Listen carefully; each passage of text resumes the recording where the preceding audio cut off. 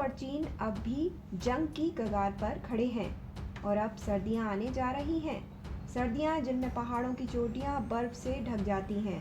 लद्दाख के इलाके में खून को जमा देने वाली ठंड पड़ती है। इन्हीं सर्दियों में पहाड़ों पर जमी सफ़ेद बर्फ खून से लाल हो सकती है। चालाक चीन हर पल साजिशें रच रहा है। ऐसे में कड़कड़ाती सर्दियों की आड़ में चीन के धोखे से वार करने की आशंका बरकरार है। डर है कि सर्दियां आते ही भारत चीन का विवाद जंग में तब्दील हो न जाए। आइए जानते हैं कैसी होती है लद्दाख की सीमा की सर्दियां। सर्दियों के आने को लेकर खतरा कितना है?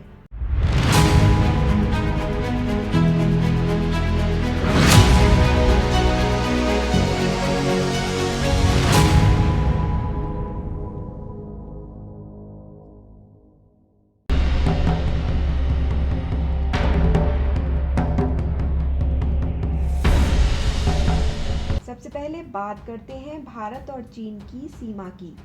भारत और चीन की सीमा 5 राज्यों से जुड़ती है। इनमें जम्मू कश्मीर, हिमाचल प्रदेश, उत्तराखंड, सिक्किम और अरुणाचल प्रदेश शामिल हैं। सीमा की कुल लंबाई 4057 किलोमीटर है।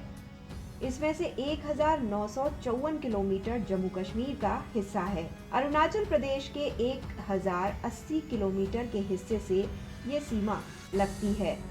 उत्तराखंड में 463 किलोमीटर, हिमाचल प्रदेश में 345 किलोमीटर और सिक्किम में 220 किलोमीटर में चीन का बॉर्डर लगता है। ताजा तनाव सिक्किम की सीमा को लेकर चल रहा है। चीन भारत की जमीन को अपना बता कब्जाना चाहता है।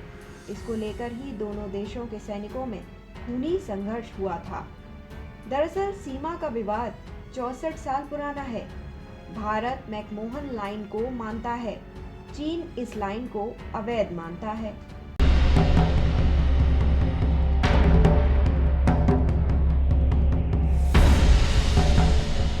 लद्दाख में भारतीय सेना दो चुनौतियों के साथ जूझती है। एक तरफ चीन की दगाबाजी और दूसरी तरफ मौसम का कहर। सर्दियों के सीजन में करीब 6 महीने तक ये क्षेत्र हिंदुस्तान के दूसरे हिस्सों से कट जाता है। लद्दाख में LAC से सटे ज्यादातर क्षेत्रों में सर्दियों में तापमान 0.25 डिग्री सेल्सियस से 0.40 तक रहता है। कुछ क्षेत्र तो ऐसे हैं जहां तापमान 0.50 तक पहुंच जाता है। भारी बर्फ के बीच आगे बढ़ना लगभग नामुमकिन होता है। हर समय औसतन 40 किलोमीटर प्रति घंटे की रफ्तार से बर्फीली हवाएं चलती रहती हैं। अक्सर बर्फीले तूफान भी आते रहते हैं। लद्दाख तक पहुंचने के 2 रास्ते हैं। पहला श्रीनगर से जोजिला पास होकर गुजरता है और दूसरा रास्ता मनाली से रोहतांग पास होता हुआ जाता है। ये रास्ते मई से अक्टूबर के बीच खुले रहते हैं।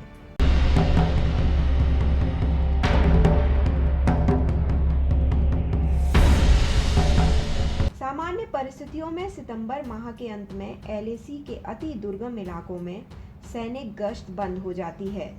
भारतीय सेना निगरानी के लिए बनी अपनी फॉरवर्ड पोस्टों को पीछे हटा लेती है, क्योंकि भीषण ठंड और बर्फीले तूफानों के बीच इन इलाकों में गश्त करना लगभग नामुमकिन होता है। जिन इलाकों में जो सैनिक तैनात रहते हैं, उनके लिए रसद, हथियार आदि पहुंचाना भी बहुत कठिन होता है। सेना के लिए लेह तक सप्लाई पहुंचने के बाद वहां से LAC से सटी फॉरवर्ड पोस्ट तक राशन और हथियार पहुंचाना आसान काम नहीं है, क्योंकि कई ऐसी जगह हैं जहां वाहन नहीं जा सकते।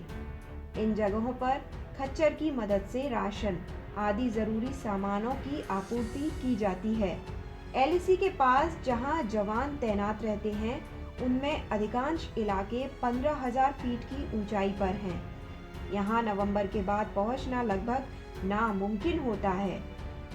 हालांकि जरूरत पड़ने पर लद्दाख तक सप्लाई पहुंचाने को हवाई मार्ग का भी विकल्प है, परंतु हाई एल्टीट्यूड और बर्फीले मौसम के कारण ये एक हद तक ही इस्तेमाल हो सकता है।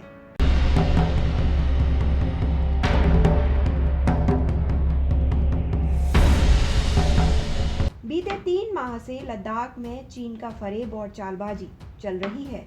कई बार चीन ने पीछे हटने का भरोसा दिया, लेकिन गोगरा और पेंगोंग के फिंगर क्षेत्र की विवादित जगहों से सैनिक नहीं हटाए।